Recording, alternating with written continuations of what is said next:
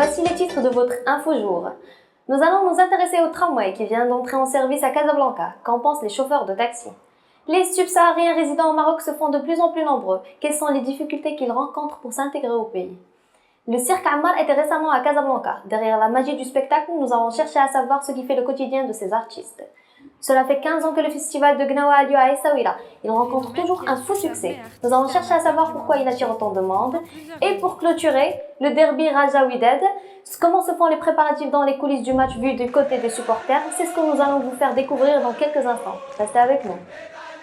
Venant du Mali, de la Côte d'Ivoire ou du Congo, les subsahariens sont de plus en plus nombreux à venir au Maroc. Cherchant une bonne formation ou un travail, ils souffrent de plusieurs difficultés, notamment du racisme. Je vous laisse avec Zineb Elbaz, Myriam Dibenzi et Aïda Koubay. Mépris, insultes, agressivité et humiliation quotidienne sont bien souvent le lot des subsahariens. Le mépris du peuple comme des élites pour les Noirs est une constante pour la société marocaine. Excusez-moi, vous êtes marocaine, mais le Marocain peut se permettre à faire du bruit, à faire la musique à haute voix chez elle. Mais quand c'est le black ou l'Africain, comme ils savent le dire, et qui le fait, et voilà, c'est des problèmes, c'est des soucis, ils viennent pour frapper à la porte. Mais quand c'est elle qui fait ou quand c'est lui qui fait, il n'y a pas de souci. Je suis arrivé à l'école, j'ai croisé quelques amis ivoiriens qui m'ont aidé et m'ont expliqué comment est-ce que ça se passe. Donc avec le conseil, je me suis un peu adapté très vite. Ouais, c'est vrai que le début, comme on dit, tout début est difficile, mais j'ai réussi à m'adapter quand même, ça va, ça se passe bien. Au début, c'était des insultes dans la rue.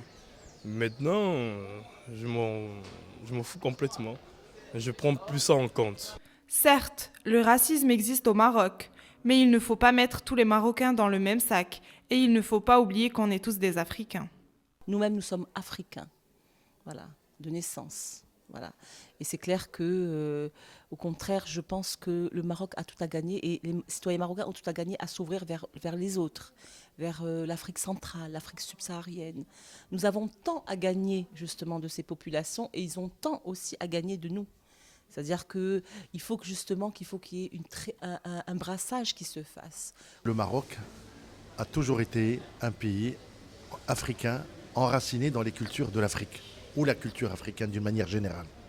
En se côtoyant et en apprenant à se connaître davantage, on aura un jour une chance de lutter contre le racisme.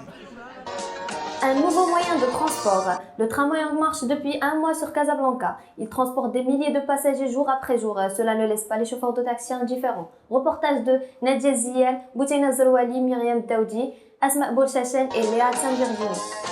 Une révolution pour le transport urbain au Maroc avec l'arrivée du tramway à Casablanca.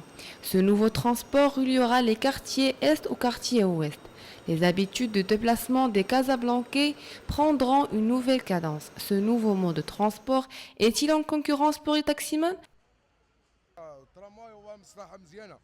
C'est une bonne affaire, mais il faut une route plus spacieuse pour suffire tout le monde.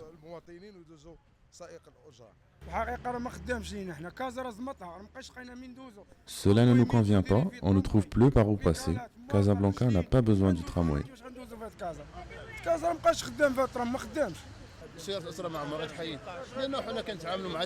Les grands taxis vont toujours rester prioritaires dans la ville, ramener les touristes de l'aéroport, les déplacer partout dans la ville.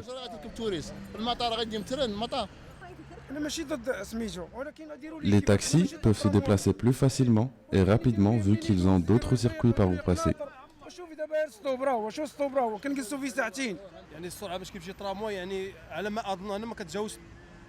La vitesse du tramway ne dépasse pas 30 km et les grands taxis n'ont plus de circuits par où passer. On retient que l'arrivée du nouveau réseau de transport de l'agglomération qui tend à pallier au manque de transport en permettant une fluidité routière urbaine reste pour les taximans sujet à débat. Des clowns, des acrobates et plusieurs animaux, le cirque Ammar était récemment présent sur le terrain d'Al Anq à Casablanca. Les interactions des différents membres et l'atmosphère au sein du cirque, un quotidien hors du commun. C'est ce que Chérifi Bouker, Hamza Choufa'i, Hind Daif Lina Naji et Fatem Zahra Moussaddaq vont nous montrer dans ce reportage. Le cirque Ammar s'installe au Maroc, plus précisément dans la ville de Casablanca.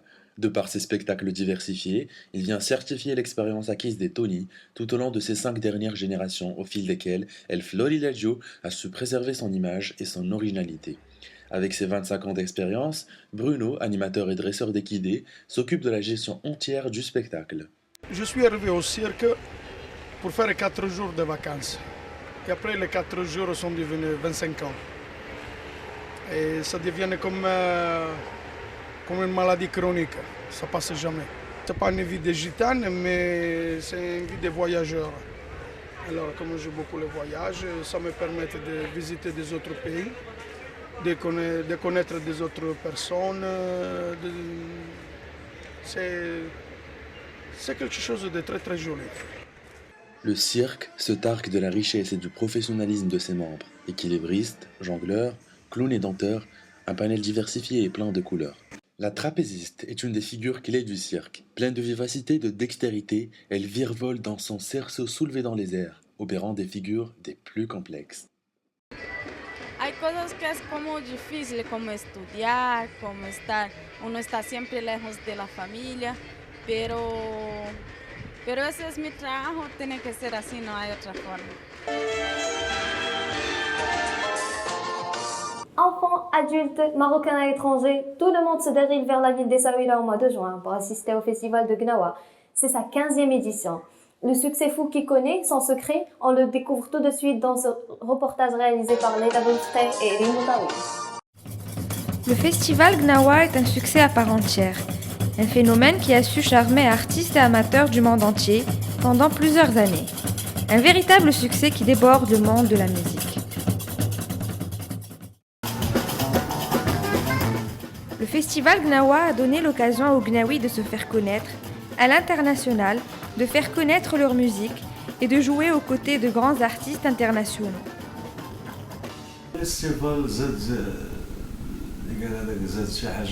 Le festival a beaucoup apporté à la musique gnawa.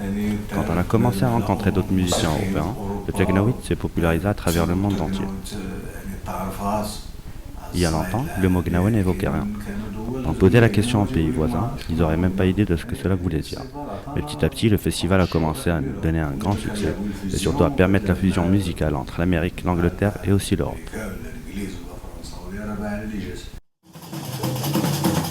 Cette année, le festival de Saouira va fêter son 16e anniversaire.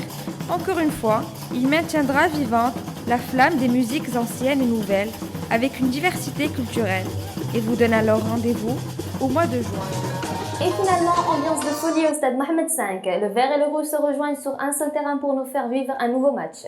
À l'occasion de ce derby Wydad Raja, nous allons vous emmener dans les coulisses du match vu du côté des supporters avec ce reportage réalisé par Hassani Atif. Bonjour. Le mardi 6 novembre 2012, au stade Mohamed V aura lieu le grand derby comportant pour la demi-finale de la Coupe du Trône qui opposera le Wydad Raja. On a réalisé un reportage sur le préparatif des Ultras. Par exemple, aujourd'hui, on a une chorégraphie. Les rouleaux de plastique ont été distribués aux cellules qui font partie de notre groupe Ultra, parce que chaque quartier à Casablanca dispose de sa propre cellule. Et un jour avant le match, on vient ici au terrain Mohamed V, plus précisément à la Couva Nord, qui est le coin des supporters du WAC, pour poser ces bouts de plastique qui donneront un chef-d'œuvre le jour J. Pour l'argent du Tifo, on a une adhésion pour entrer dans le groupe Winners 2005. Il y a une adhésion de 120 dirhams afin de faire partie de la famille. Et par rapport à cet argent, on essaie de faire des animations, des tifos, parfois il y a des cotisations si on veut faire une autre animation.